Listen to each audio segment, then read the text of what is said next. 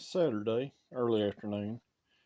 Got little Boots down here with me. We're gonna mess around with this car some today. Since I'm not gonna buy the alternator relocation bracket, just for now, I'm gonna go in here and I'm gonna bypass the pressure on this pump and just loop the return to the feed here. I'll show y'all how I do that. So I'm going to go on from here to a little fast forward video of me turning the pump apart. And when I get to a point that's important, I'll come back and explain it.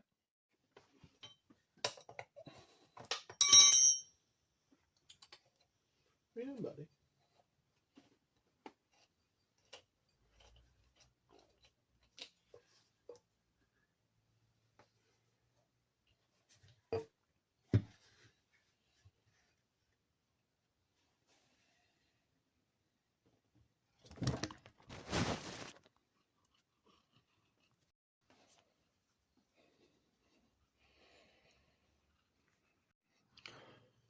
Yeah, somebody's been all up in the business today.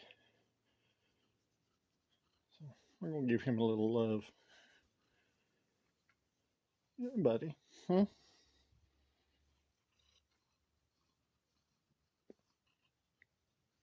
You happy? Huh?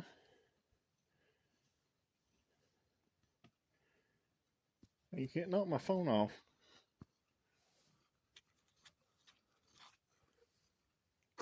You want the video to be about you? Well, you can.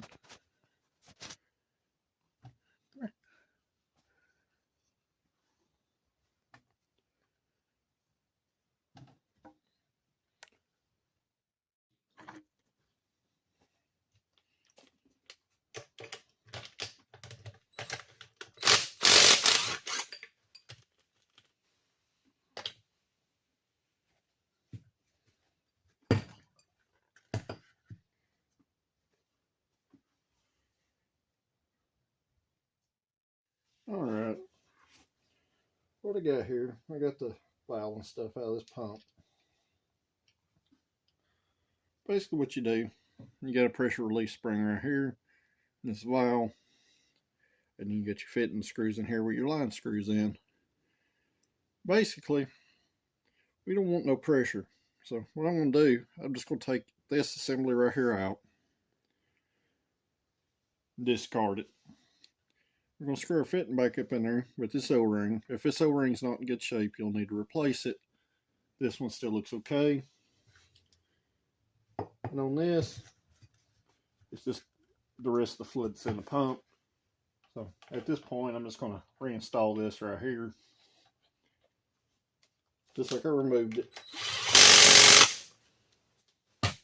Just like that. And what we're going to do, we'll take our line, we'll screw it back in here finger tight for now. What we may have to do here is bend this line a little bit. We're going to have to come in here with this and basically just loop it like this. So I'm going to get that done. I'm going to get this line cut. I'll bring y'all back here in just a second. And we're just going to come back in here with a tubing cutter like you'd use on a brake line. Just come in here and cut this line off. I probably could have just used cut off wheel and it'd been a lot faster, but this makes a nice smoother cut. It gives us a little taper on the end of it.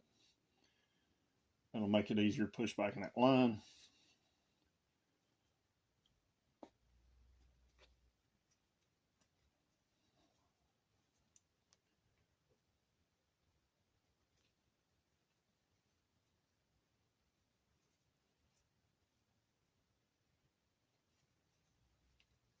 Like I said before, they do sell a alternator relocation bracket for this swap into Phenoix that moves the alternator down in the power steering area. For now, this is just going to be a cheap way to do it. It's always something we can change later.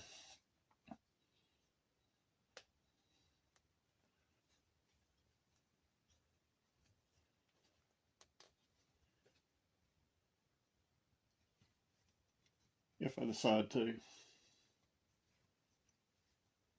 But you're just going to keep working this around. This tubing cutter's a little dull.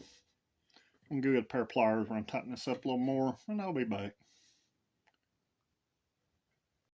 Alright, I got our tube cut right here. Let's see, the camera's kind of moved here a little bit. But basically, I'm just going to start this fitting in here with my fingers.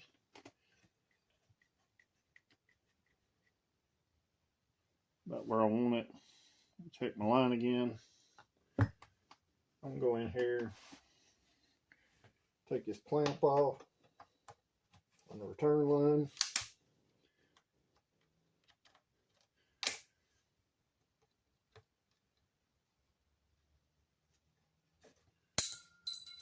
And in typical spring clamp fashion, it shot off across the floor. I went over here to my parts bin. Just got a couple of little small fuel line clamps. This stuff left over from other projects. We're going to come in here. Since I don't care for them spring clamps, I'm going to put one up here on the top on the reservoir.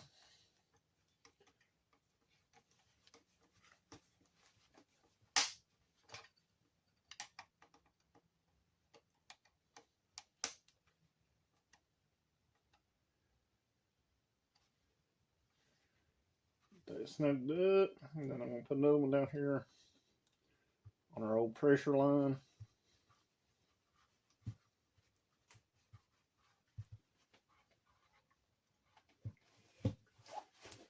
Just kind of like that right there. While it's not the most beautiful thing in the world, it will work. And the important thing is it'll work for now.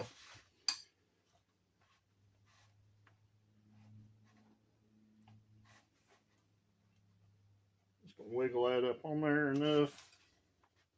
Just want to make sure your line don't get kinked off back here, especially right here.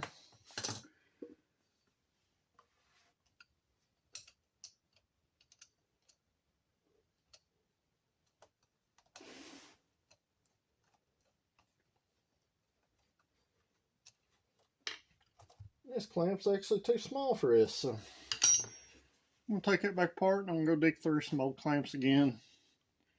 I'm going to at least change that one. Be right back. And at this point, I'm going over and get a couple more clamps. You can see our line is looped and it is not pinched off right here. And basically, that's it. I'm going to spray this off with a brake cleaner. I'll come back with another video of me putting it back in its home up there. So, basically, just for now, this is how we're going to run this. May not be the right way to do it, but it's not the wrong way to do it either. Be back in just a few. And I don't know if you can see down there, that pump goes right in here. It's held on with two 13mm headed bolts.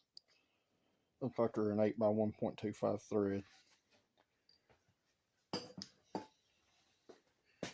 Basically, you come in here, got two bolts, bolt straight to the block on this.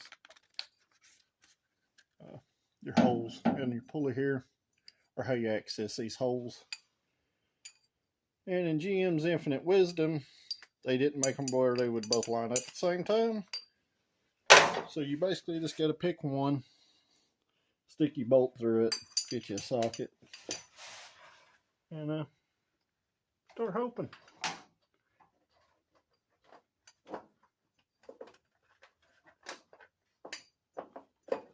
But these pumps bolt literally to the face of the block. I'm just going to get the one started and get the second one started here.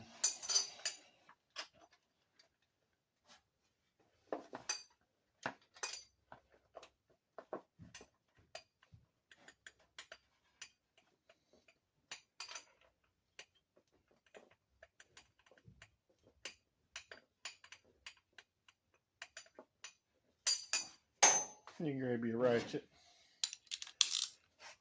You just tighten these little fellers up right here. Like I said, it's just two.